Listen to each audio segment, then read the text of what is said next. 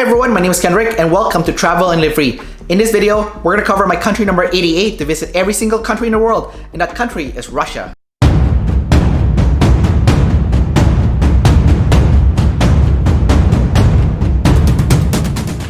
Going to Russia was going to be one of the most expensive travel destinations for me. The visa itself was already going to cost me about $266 Canadian, and that's not including the $76 that I paid for shipping. When I went to Russia, I ended up going with a friend. His name is Alan Chow. We were both keynote speakers at a Points U event, which is a big Points and Miles seminar in Calgary. And since then, we became friends and we decided to travel together to Russia. We actually met in the Helsinki airport and we took Finnish Air together to fly to Moscow. Once we got to Moscow, we got a Yandex, which is their equivalent of Uber, to take us all the way to our accommodation, which is a Marriott Tverskaya. Now, the drive to our accommodation was really nuts. The driver was from Central Asia and he was driving like a madman. Later on, I would find out that when you pay for the cheapest Yandex driver, you get a Central Asian driver who are driving like crazy.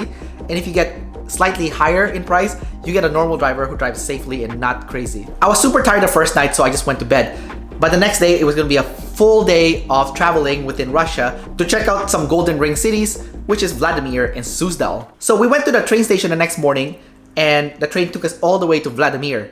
Vladimir is a freezing cold city. It was like September and it was like 3 degrees Celsius already. So as you can imagine, it's already freezing cold, even though it's in September. We checked out several museums and I even got ripped off because I didn't know that the steak I ordered cost $50. So it's definitely not the best experience that I've had. However, after going to Vladimir, we took another Yandex to go to the next Golden Ring city, which is Suzdal. I actually like Suzdal a lot. The first spot that we visited there was this venerable bell tower where me and Alan scaled it all the way to the top, took some pictures of this really cool bell tower before heading back down and taking another Yandex to our next destination. Our next destination looks like a fort. It's called the Monastery of the Savior of Saint Eutymius. So I'm not sure if I'm pronouncing that correctly. I'm probably not, but that's okay.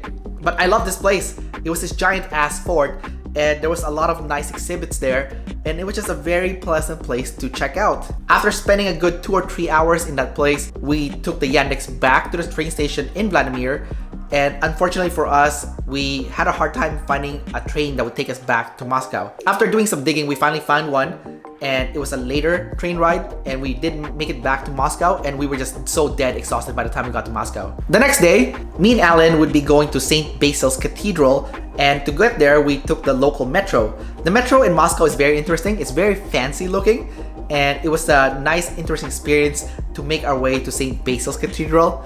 We got there a little bit early, it wasn't open yet, so we just took some selfies and pictures outside this famous, iconic cathedral. And by the time it opened, we went in and we got a chance to explore this place. St. Basil's Cathedral is definitely neat. I like that place. There were some nice singers inside that place that I really appreciate their singing. And afterwards, our next stop was the Kremlin. Now, when we bought the tickets to the Kremlin, there was a rude Chinese woman that actually shoved Alan Chow out of the way, and he was just so shocked that this even happened. Unfortunately, there's a lot of rude tourists in Russia, especially in the Kremlin area. But for me, I just felt like it was part of the experience, but Alan clearly was taken aback by this experience. The Kremlin itself was just okay in my opinion. I mean, it's nice, but I think I like St. Basil's Cathedral more. So after spending several hours in the Kremlin, we called it a day and got some Georgian food before heading back to our accommodation to wrap up our trip. Now, that same evening, I would be flying to my next destination and splitting up with Alan. So Alan would be flying back to Finland and I would be flying to St. Petersburg,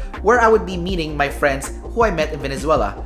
So my friends is this Russian couple, Alex and Irina, and they offered me to stay at their place for one night because unfortunately for me, I only got a 4-day visa in Russia. I don't know why they only gave me 4 days, such BS, but I wanted to make the most of it. So I got a chance to go to St. Petersburg and I flew there using the S7 airline with Russia, and it wasn't too bad. A little bit chaotic, but not too bad. And by the time I got there, my friend Irina picked me up from the airport and we got back to their apartment. Before long, my friend Alex also joined us and they got me this cool inflatable mattress that I slept on just on their kitchen. I was actually pretty stupid and I forgot to close the air mattress, so when I woke up, I was all the way on the floor.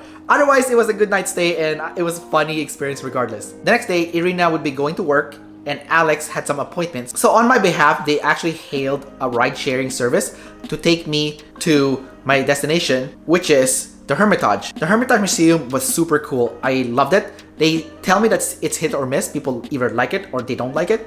But I personally enjoyed this giant museum. I think my favorite exhibit is actually the Central Asian exhibits because I knew nothing about it. So for me, that was really neat and I learned something new. After I got out of the Hermitage Museum, Alex came to join me and we did a long city walking tour together. I think we spent about 8 hours just walking the entire St. Petersburg while he told me the history of this place. After Irina got out of work, she also joined us and they took me to a place called Apraxin Dvor. I'm not sure if I'm pronouncing that correctly, but apparently it's a place where a lot of shady things happen and a lot of crooked things happen. So by the time we got there, it was clearly a place that looks a little bit sketchy because the roads were all beaten up.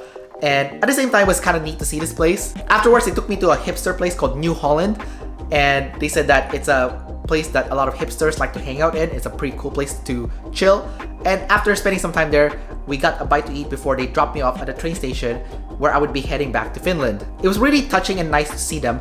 They're one of my good friends that I met while traveling, and I hope to see them again one day and travel with them to other travel destinations. And just like me, they're also collecting countries, and they told me once they hit 100 countries, they kind of slowed down and trying to visit every single country in the world. I would definitely be open to visiting Russia again one day, especially because my second passport allows me to go to St. Petersburg relatively painless. So I might take that perk into consideration and go there again at some point in the future. What I really want to do in Russia though is take the Trans-Siberian Rail. So definitely one day when I take the longest train ride in the world, I will definitely go back to Russia and go on that train ride. Anyways, that's about it for this video. Don't forget to like, subscribe, and leave your comments below. And don't forget to sign up to the Travel and Live Free newsletter where you can get a 10-step cheat sheet on how to travel around the world. You'll also get the latest tips and strategies on how to save money on travel for Canadians, how to go on an around the world adventure travel for Canadians, and how to use travel to get more freedom in your life as a Canadian. You can sign up for the newsletter in the description below. Until next time, I'll see you there.